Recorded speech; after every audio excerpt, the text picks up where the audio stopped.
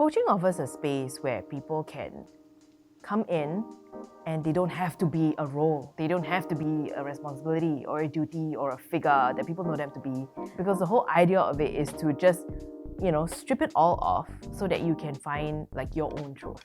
So let me tell you about the time where I had to turn around a sinking ship. And it was a multi-million-dollar sinking ship. This company was started by 3 friends who became business partners. And they worked really, really hard to bring the company to become the best in their field. So they were known market leaders, they were making a lot of money. People knew to go to them for the work that they needed to be done.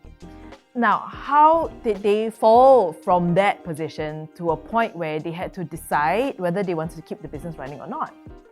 Unfortunately, over those 20 years that they were running the business together, they had accumulated a lot of baggage that was making the business very heavy to a point where the ship was sinking because it just could not move anymore.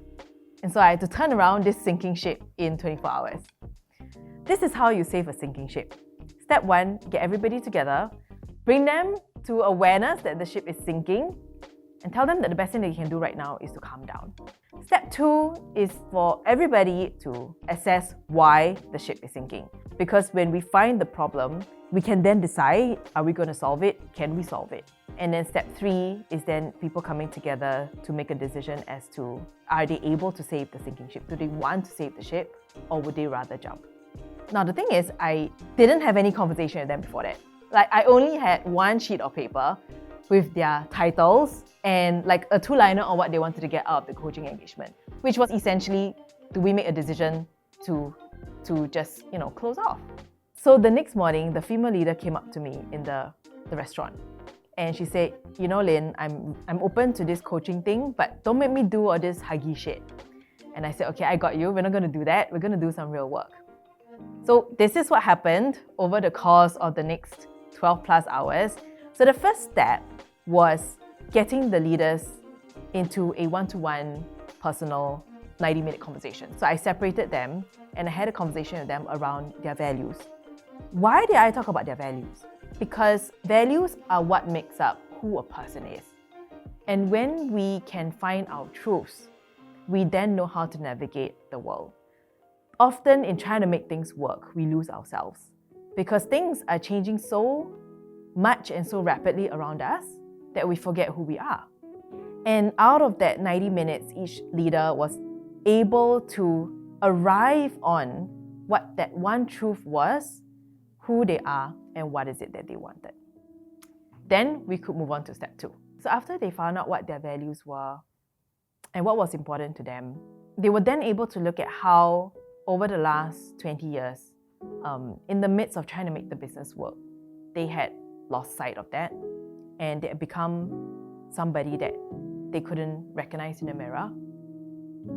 In other words, they were not authentic as a leader, and because they were not happy with who they were, it comes out in dissatisfaction, in unhappiness, which eventually gets turned into guilt and blame.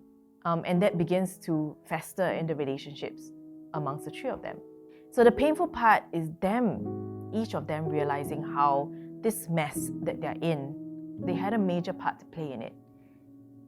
And for every finger that they point forward, there are 3 fingers pointing back. At that time, when I found them, there was so much unhappiness amongst the 3 of them. You could feel the tension in the room. They didn't want to talk to each other. They didn't even really want to look at each other. They weren't talking very nicely to each other. So you can really feel like how bad it had gotten amongst the 3 of them. So once they each went, you know what, okay, I see how I had a major part to play. I'm willing to now sort it out with my partners. I got them into a room where the 3 of them would then face each other. And I can see how difficult it was for them. There was resistance, there was a lot of pain, disappointment to what has happened to the business and the friendship, and of course with that, tears. But then with the tears, I noticed something magical happening. They began to be able to look at each other.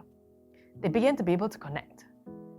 And at the end of that process, I could see how they were no longer the business leaders who were struggling and angry with each other and angry with themselves.